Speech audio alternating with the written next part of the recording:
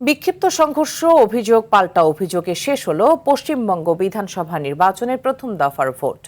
১৬ জেলার ১৫২ আসনে ভোট দেন ভোটাররা। আর নদিয়ার কৃষ্ণনগরের জনসভায় যোগ দিয়ে ভারতের প্রধানমন্ত্রী নরেন্দ্র মোদী বলেছেন, বাংলায় এখন বিজেপির জোয়ার। এদিকে পশ্চিমবঙ্গের পাশাপাশি নির্বাচন হলো তামিলনাড়ুতে। আগামী ২৯ এপ্রিল দ্বিতীয় ধাপের ভোট শেষে ৪ মে ফলাফল ঘোষণা করা হবে। কলকাতা প্রতিনিধি পরমাশিস ঘোষ রায়ের তথ্য ছবিতে আরো জানাচ্ছেন ইমরুল হাসান। সকাল থেকে জেলায় জেলায় বিভিন্ন বুথের বাইরে সারিতে দাঁড়াতে শুরু করেন ভোটাররা। প্রথম দফায় পশ্চিমবঙ্গের ১৬টি জেলার ১৫২টি বিধানসভা আসনে ভোট গ্রহণ হলো। জেলাগুলো হলো জলপাইগুড়ি, দার্জিলিং, কালিম্পং, আলিপুরদুয়ার, কোচবিহার, উত্তর ও দক্ষিণ দিনাজপুর, মালদহ, ঝাড়গ্রাম, পুরুলিয়া, বাঁকুড়া, বীরভূম, মুর্শিদাবাদ, পূর্ব ও পশ্চিম মেদিনীপুর এবং পশ্চিম বর্ধমান।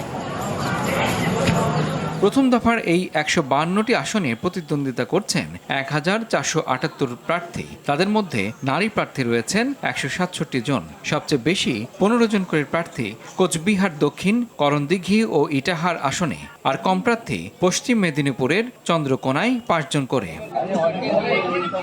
প্রথম দফার ভোটে পূর্ব মেদিনীপুর জেলার নন্দীগ্রাম আসন বিশেষভাবে গুরুত্বপূর্ণ। সেখানে বিজেপি প্রার্থী শুভেন্দু অধিকারী প্রতিদ্বন্দ্বিতা করছেন। আগের নির্বাচনে তিনি এই আসনে মুখ্যমন্ত্রী মমতা ব্যানার্জিকে পরাজিত করেছিলেন। ভোট গ্রহণ শুরু হতেই পশ্চিমবঙ্গবাসীর উদ্দেশ্যে সামাজিক যোগাযোগ মাধ্যমে বার্তা দিয়েছেন ভারতের প্রধানমন্ত্রী নরেন্দ্র মোদী। এছাড়া ভোট গ্রহণের দিনই পশ্চিমবঙ্গে হাজির হন ভারতের প্রধানমন্ত্রী নরেন্দ্র মোদী।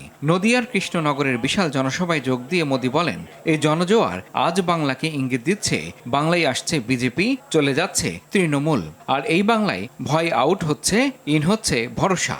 গঙ্গা সাগর আনে কা বিগত ৫০ বছরের ইতিহাসে কোনো নির্বাচনে এত কম সহিংসতার ঘটনা ঘটেনি। ভোট হচ্ছে শান্তিপূর্ণভাবে। কৃষ্ণনগরের এই বিশাল জনসভা থেকে স্লোগান উঠেছে, পরিবর্তন দরকার, তাই চাই বিজেপি সরকার। बंगाल में हो रहा बम्पर मतदान।